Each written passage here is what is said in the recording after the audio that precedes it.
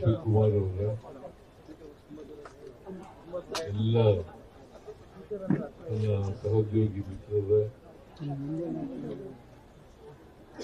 ಮತ್ತು ವಿಧಾನಸಭೆಯ ವಿಧಾನ ಪರಿಷತ್ತಿನ ಎಲ್ಲ ಮಾನ್ಯ ಸದಸ್ಯರು, ಎಲ್ಲ ಪಕ್ಷದ ಮುಖಂಡರಿಗೆ,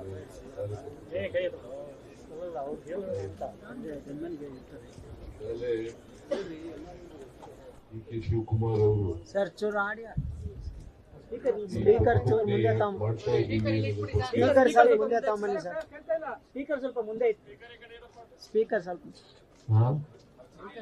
ಆಡಿಯೋ ಸ್ಲೋ ಬರ್ತಾ ಇದೆ ಸರ್.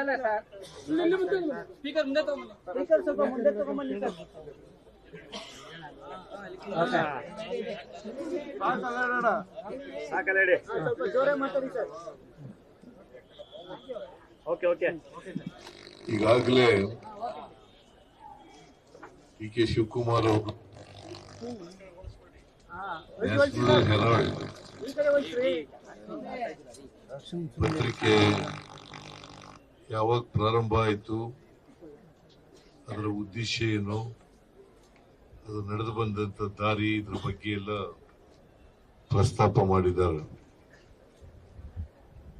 ನನಗೆ ಇವತ್ತು ಹುಷಾರಿಲ್ಲ, ಹಾಗಾಗಿ ನಾನು ಹೆಚ್ಚು ಮಾತನಾಡಲಿಕ್ಕೆ ಹೋಗಲ್ಲ. ಇವತ್ತು ನಮ್ಮ MLAಗಳು, MLCಗಳು ಎಲ್ಲರೂ ಕೂಡ ಪ್ರತಿಭಟನೆಯನ್ನ ಮಾಡ್ತಾ ಇದ್ದೀವಿ. ಉದ್ದೇಶ ಬಿಜೆಪಿಯವರ ದ್ವೇಷದ ರಾಜಕಾರಣ. ಅವರು ಬಿಜೆಪಿ ಎಲ್ಲೆಲ್ಲಿ ಅಧಿಕಾರ ಇದೆ, ಕೇಂದ್ರದಲ್ಲಿರಲಿ ರಾಜ್ಯಗಳಲ್ಲಿ, ಎಲ್ಲ ಕಡೆ ಕಾಂಗ್ರೆಸ್ನವರನ್ನ ಟಾರ್ಗೆಟ್ ಮಾಡಿ ಅವರನ್ನ ಕೋರ್ಟ್ನಿಗೆ ಅಲಿತಕ್ಕಂಥ ಕೆಲಸವನ್ನು ಮಾಡ್ತಕ್ಕಂಥದ್ದು, ಅವರನ್ನ ಅಪರಾಧಿಗಳನ್ನಾಗಿ ಮಾಡ್ತಕ್ಕಂಥ ಪ್ರಯತ್ನವನ್ನು ಮಾಡ್ತಕ್ಕಂಥದ್ದು. ಇದು ಅಸತ್ಯವಾದಂತ ವಿಚಾರವನ್ನ ಎತ್ಕೊಂಡು ಇವರು ಈ ರೀತಿಯಾಗಿ ಬಿಜೆಪಿಯವರು ಮಾಡ್ತಾ ಇದ್ದಾರೆ. ತಮ್ಮ ತಪ್ಪುಗಳನ್ನು ಮುಚ್ಚಿಕೊಳ್ಳಲಿಕ್ಕೋಸ್ಕರ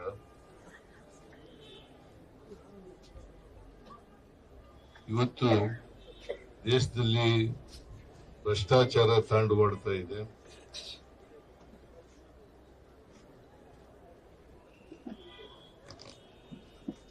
ಆಮೇಲೆ ಹಣದುಬ್ಬರ ತಾಂಡ ಆಡ್ತಾ ಇದೆ, ನಿರುದ್ಯೋಗ ತಾಂಡ ಆಡ್ತಾ ಇದೆ, ತೆರಿಗೆ ಎದ್ವಾ ಹಾಕಿ ಅದರಿಂದ ರಾಷ್ಟ್ರವನ್ನ ಇವತ್ತು ಬಹಳ ಸಾಲಗಾರ ರಾಷ್ಟ್ರವನ್ನಾಗಿ ಮಾಡತಕ್ಕಂಥ ಪ್ರಯತ್ನವನ್ನ ಮಾಡಿದ್ದಾರೆ. ಮನಮೋಹನ್ ಸಿಂಗ್ ಅವರು ಪ್ರಧಾನಮಂತ್ರಿ ಆಗಿರುವಾಗ ಈ ದೇಶದ ಸಾಲ 53,11,000 ಕೋಟಿ, 53,11,000 ಕೋಟಿ.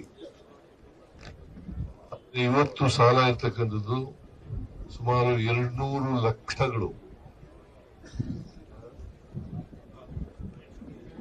200 ಲಕ್ಷ ಕೋಟಿಗಳು,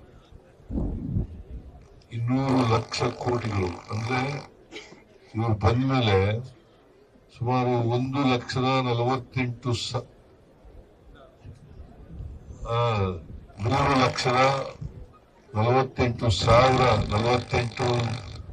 ಲಕ್ಷ ಕೋಟಿಗಳನ್ನ ಸಾಲ ಮಾಡಿದೆ. ಅಂದ್ರೆ 200 ಲಕ್ಷ ಅಂತಂದ್ರೆ ಎಷ್ಟು ನೋಡಿ. ಸ್ವಾತಂತ್ರ್ಯ ಬಂತನಿಂದ 53,11,000 ಸಾಲ ಇದೆ ದೇಶದ ಮೇಲೆ. ನರೇಂದ್ರ ಮೋದಿ ಅವರು ಬಂದು ಎಷ್ಟು ವರ್ಷ ಆಯ್ತು ಈಗ? 11 ವರ್ಷಗಳಾಗಿದೆ, 11 ವರ್ಷ 6 ತಿಂಗಳಾಗಿದೆ. 11.5 ವರ್ಷ. ಈ 11.5 ವರ್ಷದಲ್ಲಿ 148 ಲಕ್ಷ ಕೋಟಿಗಳನ್ನ ಸಾಲ ಮಾಡಿದ್ದಾರೆ. ಸ್ವಾತಂತ್ರ್ಯ ಬಂತಿಂದ 53 ಲಕ್ಷ 11,000 ಸಾಲ ಇದ್ದದ್ದು. ಇವತ್ತು 200 ಲಕ್ಷಕ್ಕೂ ಮೀರಿ ಸಾಲ ಆಗಿದೆ. ಇದನ್ನ ಯಾರು ಮಾಡಿದ್ರು? ನರೇಂದ್ರ ಮೋದಿ ಅವರು, ಬಿಜೆಪಿ ಅವರು ಇದನ್ನು ಮುಚ್ಕೊಳ್ಳಿಕ್ಕೋಸ್ಕರ 2014ರಲ್ಲಿ ನರೇಂದ್ರ ಮೋದಿ ಅವರು ಹೇಳಿದ್ರು, ಈ ದೇಶದಲ್ಲಿ ನಿರುದ್ಯೋಗ ತಾಂಡಾಡ್ತಾ ಇದೆ, ಈ ನಿರುದ್ಯೋಗದ ಸಮಸ್ಯೆಗೆ ಪರಿಹಾರ ಕಂಡುಕೊಳ್ಳಲಿಕ್ಕೆ 2 ಕೋಟಿ ಹುದ್ದೆಗಳನ್ನ ಪ್ರತಿ ವರ್ಷ ಸೃಷ್ಟಿ ಮಾಡ್ತೇನೆ. 2 ಕೋಟಿ ಉದ್ಯೋಗಗಳನ್ನು ಯುವಕರಿಗೆ ಕೊಡ್ತೀನಿ, ನಿರುದ್ಯೋಗಿಗಳಿಗೆ ಕೊಡ್ತೀನಿ ಅಂತ ಹೇಳಿದ್ರು. ಮಾಡಕ್ಕಾಗಲಿಲ್ಲ.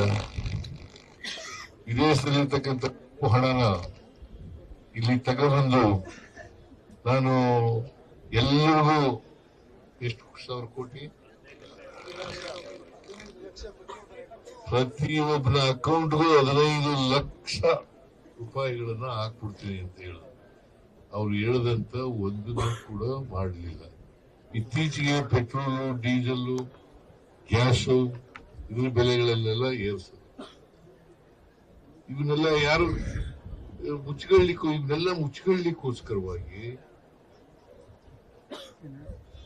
ಇವರು ದೇಶದ ಗಮನವನ್ನ ಬೇರೆ ಕಡೆ ತಿರುಗಿಸ್ಲಿಕ್ಕೋಸ್ಕರವಾಗಿ ಮಾಡಿರ್ತಕ್ಕಂಥದ್ದು. ಅದನ್ನ ಅರ್ಥ ಮಾಡ್ಕೋಬೇಕಾಗ್ತದೆ.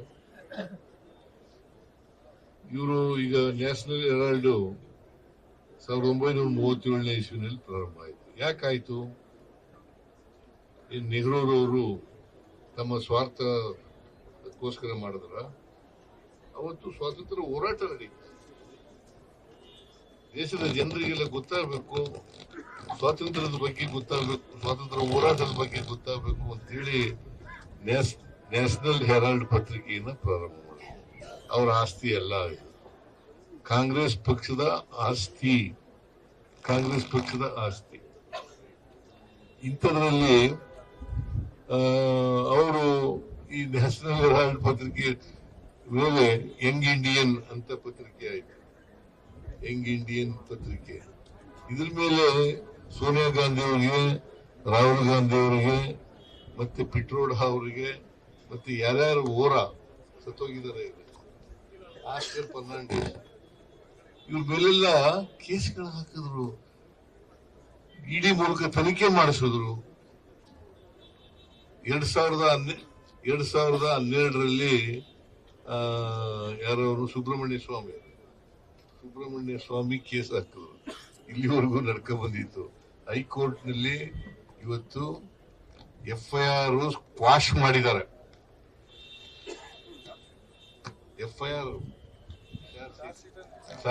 ಚಾರ್ಜ್ ಶೀಟ್ ಕ್ವಾಶ್ ಮಾಡಿದ್ದಾರೆ. FIR ಸೇರಿಸಿ ಕ್ವಾಶ್ ಮಾಡಿದ್ದಾರೆ.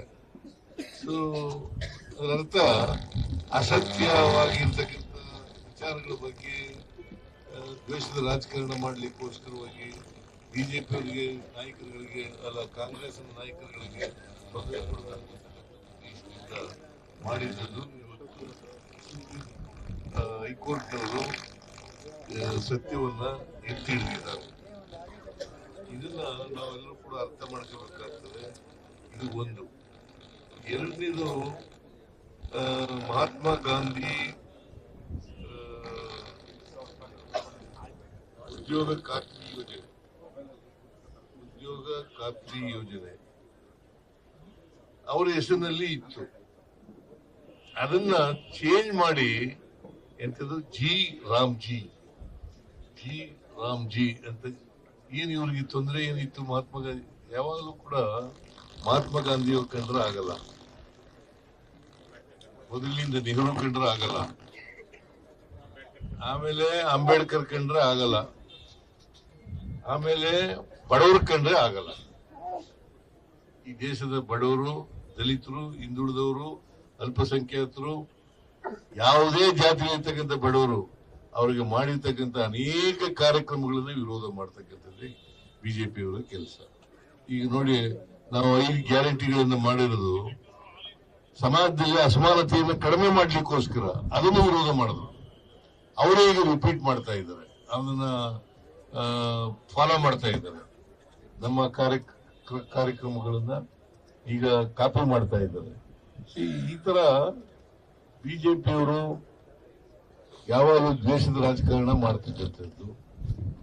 ಅದರಿಂದ ನಮ್ಮ ಅನೇಕ ಜನ ನಮ್ಮ ಲೀಡರ್ಗಳು, ಕಾಂಗ್ರೆಸ್ನ ಲೀಡರ್ಗಳ ಮೇಲೆ ಕೇಸ್ಗಳನ್ನು ಹಾಕಿದ್ರು, ಸುಳ್ಳು ಕೇಸ್ಗಳನ್ನು ಹಾಕೋದು, ಅಪಪ್ರಚಾರ ಮಾಡತಕ್ಕಂಥದ್ದು, ಇದನ್ನ ಅವಿವಾಹಿತವಾಗಿ ನಡ್ಕೊಂಡು ಬಂದಿದ್ದಾರೆ, ಮುಂದುವರಿಸಿಕೊಂಡು ಹೋಗ್ತಕ್ಕಂಥ ಕೆಲಸ ಮಾಡ್ತಾ ಇದ್ದಾರೆ.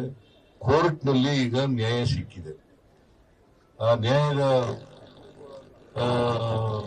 ಪರವಾಗಿ ನಾವು ಇವತ್ತು ಪ್ರತಿಭಟನೆಯನ್ನ ಮಾಡ್ತಾ ಇದ್ದೀವಿ. ಈ ಪ್ರತಿಭಟನೆ ಇದು ಮುಂದುವರಿತಕ್ಕಂಥ ಕೆಲಸವನ್ನ ಮಾಡ್ತೇವೆ ಅಂತಕ್ಕಂಥ ಮಾತುಗಳನ್ನು ಹೇಳಿ ಸದನದ ಒಳಗೆ ಹೊರಗೆ ಇದನ್ನ ಈ ಪ್ರತಿಭಟನೆಯನ್ನ ಮುಂದುವರಿಸ್ತೇವೆ. ರಾಜ್ಯದ ಉದ್ದಕ್ಕೂ ದೇಶದ ಉದ್ದಗಲಕ್ಕೂ ಈ ಪ್ರತಿಭಟನೆಯನ್ನ ಮಾಡ್ತೀವಿ. ಸೊ ಅದರಿಂದ ಕಾಂಗ್ರೆಸ್ನವರು ಕೈ ಕಟ್ಟಿ ಕೂತ್ಗಳವರಲ್ಲ, ಹೋರಾಟ ಮಾಡ್ತಕ್ಕಂಥವ್ರು. ಈ ದೇಶಕ್ಕೆ ಸ್ವಾತಂತ್ರ್ಯ ತಂದುಕೊಟ್ಟಿರ್ತಕ್ಕಂಥವ್ರು ಯಾರು? ಕಾಂಗ್ರೆಸ್. ಬಿಜೆಪಿಯವರು ಯಾವತ್ತಾರು ಸ್ವಾತಂತ್ರ್ಯ ಹೋರಾಟದಲ್ಲಿ ಭಾಗವಹಿಸಿದ್ರ? ಬಿಜೆಪಿ ನಾಯಕರು ಭಾಗವಹಿಸಿದ್ರ? ಯಾರು ಭಾಗವಹಿಸಿರಲಿಲ್ಲ. ಸ್ವಾತಂತ್ರ್ಯ ಬಂದ ಮೇಲೆ ಈಗ ಅನುಭವಿಸಿ ಸುಳ್ಳು ದ್ವೇಷದ ರಾಜಕಾರಣ ಬೇರೆ ಮಾಡ್ಬಿಟ್ಟಿದ್ದಾರೆ. ಸೊ ಇದರಿಂದ ನಾವು ತೀವ್ರವಾಗಿ ಪ್ರತಿಭಟನೆಯನ್ನ ಮಾಡಲೇಬೇಕಾಗ್ತದೆ. ದಯಮಾಡಿ ನಾನು ಹೆಚ್ಚು ಮಾತಾಡಕ್ ಹೋಗಲ್ಲ, ಕ್ಷಮಿಸಬೇಕು. ಬೇಕಾದಷ್ಟು ಮಾತಾಡೋದಿದೆ. ಅದಕ್ಕೆ ಹೆಸರು ಬದಲಾವಣೆ ಮಾಡಿ ರಾಮ್ ಜಿ ರಾಮ್ ಜಿ. ಈ ಬಿಜೆಪಿ ಇದಾರಲ್ಲ, ಆಮೇಲೆ ಮೋದಿ ಜಿ ಅಂತ ಮಾಡ್ಬೋದು, ಮೋದಿ ಜಿ ಅಂತ ಮಾಡ್ಬೋದು. ಈಗ ಪ್ಲಾನಿಂಗ್ ಕಮಿಷನ್ ಇದ್ದದನ್ನ ಬದಲಾಯಿಸ್ಬಿಟ್ರು, ನೀತಿ ಆಯೋಗ ಅಂತ ಮಾಡಿದ್ರು. ಬರೀ ಇದೇನೆ. ರಾಜ್ಭವನ ಇದೆಯಲ್ಲ, ಈ ರಾಜ್ಭವನ ಅಂತ ಅನ್ನೋದು ಮೊದಲಿನಿಂದ ಬಂದಿರತಕ್ಕಂಥ ಹೆಸರು. ಅದನ್ನ ಎಂತ ಇದು ಲೋಕಭವನ. ನಾವು ರಾಜ್ಭವನ ಇದೆಯಲ್ಲ, it is the property of the government.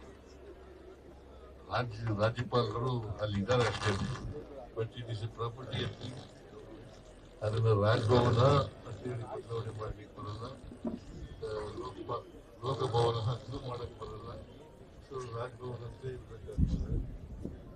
So ಈ ತರ ಅನೇಕ ಹೆಸರುಗಳನ್ನ ಬದಲಾವಣೆ ಮಾಡತಕ್ಕಂಥ ಕೆಲಸವನ್ನ ಬಿಜೆಪಿಯವರು ಮಾಡ್ತಾ. ಇದು ಬಿಟ್ರೆ ಇನ್ನು ಕೂಡ ಜನರಿಗೆ, ಬಡವರಿಗೆ, ನಿರುದ್ಯೋಗಿ ಯುವಕರಿಗೆ ಅವ್ರಿಗೆ ಅನುಕೂಲ ಆಗ್ತಕ್ಕಂಥ ಏನು ಕೆಲಸ ಮಾಡಕ್ ಹೋಗಲ್ಲ. ಹಣದುಬ್ಬರ ತಪ್ಪಿಸ್ತಕ್ಕಂಥ ಕೆಲಸವನ್ನು ಮಾಡಕ್ ಹೋಗಲ್ಲ. ಬೆಲೆ ಏರಿಕೆ ಇವತ್ತು ಇದೆ, ಅದನ್ನ ನಿಲ್ಲಿಸಲಿಕ್ಕೆ ಪ್ರಯತ್ನವನ್ನ ಮಾಡಕ್ ಹೋಗಿದೆ. ನೀವು ಎಲ್ಲ ನೋಡಿದಿರಿ, ಚಿನ್ನದ ಬೆಲೆ ಗಗನ ಕೊಟ್ಟೋಗಿದೆ. ಸೊ ನಾನು ಎಲ್ಲನೂ ಹೇಳಕ್ ಹೋಗಲ್ಲ. ಇಷ್ಟನ್ನ ಹೇಳಿ ನಿಮ್ಮೆಲ್ಲರಿಗೂ ನಮ್ಮ ಶಾಸಕ ಮತ್ತು ಮಂತ್ರಿಗಳು, MLCಗಳು ಎಲ್ಲರಿಗೂ ಕೂಡ ಇವತ್ತು ಭಾಗವಹಿಸಿದ್ದಾರೆ. ಅವ್ರಿಗೆಲ್ರಿಗೂ ಕೂಡ ಧನ್ಯವಾದಗಳನ್ನ. ಗ್ಯಾರಂಟಿ ನ್ಯೂಸ್, ಸುದ್ದಿ ಖಚಿತ, ನ್ಯಾಯ ನಿಶ್ಚಿತ.